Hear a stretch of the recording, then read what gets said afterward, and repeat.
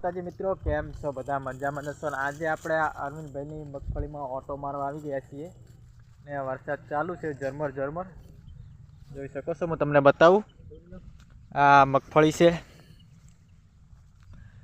મગફળીની અંદર બધી દવા, ખાતર, પાણી બધું વાળી દીધું હતું એક વખત તો, ને હવે વરસાદ ચાલુ થઈ ગયો છે. 3-4 દિવસથી કમ્પ્લીટ વરસાદ વરસેલો છે.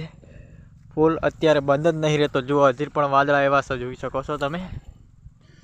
શું કહીશ આજે તાર ભોંડરા આવ્યા તો શું કર્યું? થઈ કે તો બગાડ કર્યો છે એમ ને. આપણે હવે એના ખેતરની અંદર ભૂંડા આવ્યા હતા એટલે આપણે જોતા આવીએ કે કેવો બગાડ કર્યો છે.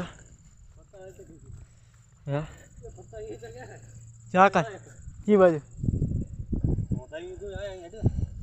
આઈકન તો હતા ને એવું એમ.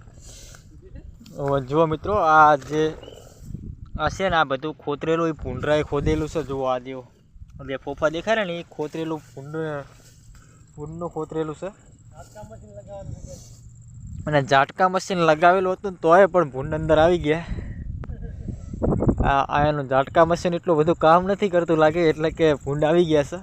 જો અત્યારે ફૂલ વરસાદ ચાલુ છે એટલે પાણી ભરેલા છે. જુઓ ખાબુચિયા, અહીંયા નેક નાખેલી છે આ બાજુ, ને જે ઓલી દેખાય કેનાલ છે.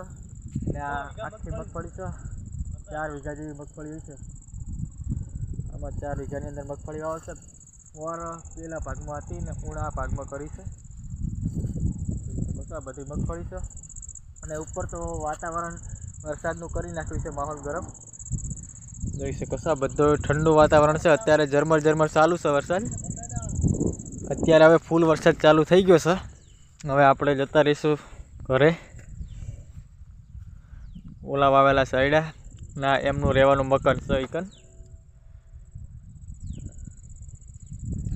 બહુ ભૂંડરાએ બહુ બગાડ કર્યો છે. આજે ઝટકો મૂકેલો હતો પણ તોય ભૂંડ આવી ગયા છે.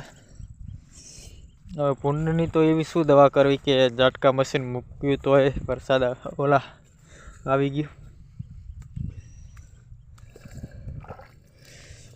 ભૂંડ એક વખત આવે એટલે બીજા ત્રીજા દિવસે ઓટો મારે જ.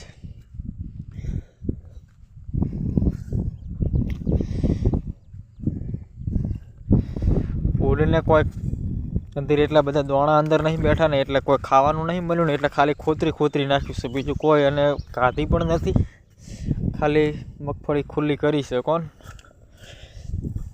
ને પોણી વાળી દીધું ને પછી વરસાદ ચાલુ થઈ ગયો છે અઠવાડિયાથી. ને પહેલી વખત જે મગફળી વાવી તે દિવસે તો પોણી વાળીને જ ઉગાડી હતી.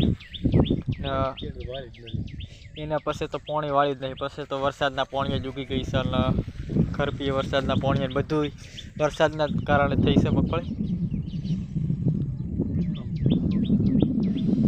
આ બાજુ જે ખારું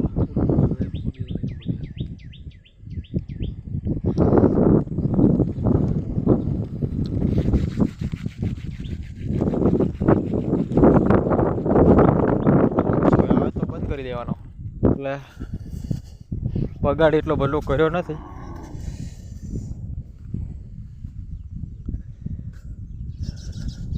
હવે જે સામે દેખાય એમની કેનાલ છે, કેનાલમાંથી પાણી આવે છે. ને શિયાળાની માટે છે તોથી આવા ફોટવાથી પાણી. જો હું ઝૂમ કરું,